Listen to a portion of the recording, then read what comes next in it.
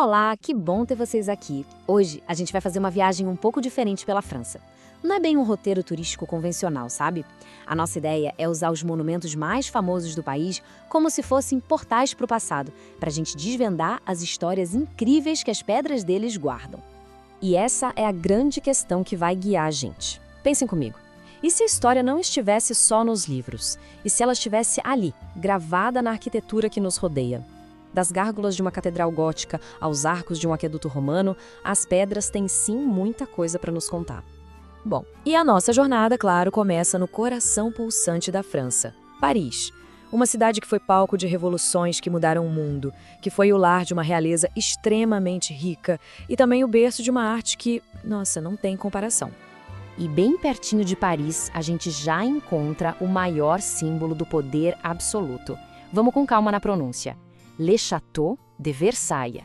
O Palácio de Versalhes, gente, não era só uma casa. Era uma verdadeira declaração de poder. Um lugar feito para impressionar, para intimidar e para controlar a nobreza. 2.300. Essa é a quantidade de cômodos que existem em Versalhes. Tentem imaginar a escala disso. Era um exército de servos, uma corte inteira de nobres vivendo ali, um labirinto de fofocas e intrigas, e tudo isso acontecendo sob o olhar atento do Rei Sol, Luís XIV. Era literalmente uma cidade dentro de um palácio. De volta a Paris, a cidade em si já é um museu a céu aberto, né?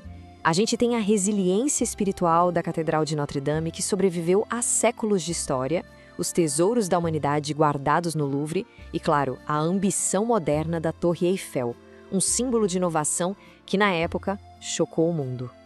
Agora, vamos deixar para trás todo esse luxo dos salões dourados. A nossa jornada nos leva para a costa da Normandia, um lugar mais rústico. E aqui, as histórias não são de riqueza e poder, mas sim de fé e de um conflito que redefiniu o século XX. E olhem só que joia, vamos de novo, com cuidado na pronúncia. Le Mont Saint-Michel. É uma abadia que parece desafiar a gravidade e as marés, sabe? Ela surge do mar como se fosse uma visão. Por séculos e séculos foi um farol de fé e um destino de peregrinação. 1000 anos. Pensam só, faz mais de 1000 anos que esse lugar sagrado resiste. Ele já foi um centro de peregrinação importantíssimo, uma fortaleza que ninguém conseguia conquistar durante a Guerra dos 100 Anos e até mesmo uma prisão bem sombria. As paredes de lá contam uma história longa e bem complexa. Mas agora o tom da nossa história muda, e muda drasticamente. Essa mesma paisagem, que foi testemunha de séculos de fé, também foi o palco de um dos momentos mais violentos e decisivos da história moderna. Foi aqui nas praias da Normandia que a história não foi contada em séculos, mas em horas, em minutos. O dia D foi um ponto de virada brutal na Segunda Guerra. É um contraste muito poderoso com as pedras milenares do Mont Saint-Michel, que fica ali, a poucos quilômetros de distância.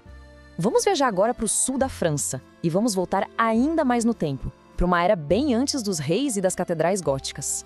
Lá na ensolarada Provence, a gente encontra as marcas de um império que moldou o mundo ocidental, o Império Romano. E isso aqui é um monumento à engenhosidade humana.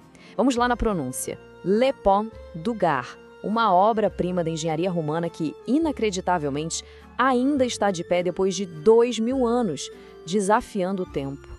Mas afinal, o que é um aqueduto? Bom, pensem nisso como uma solução simplesmente genial dos romanos para levar água potável para as cidades.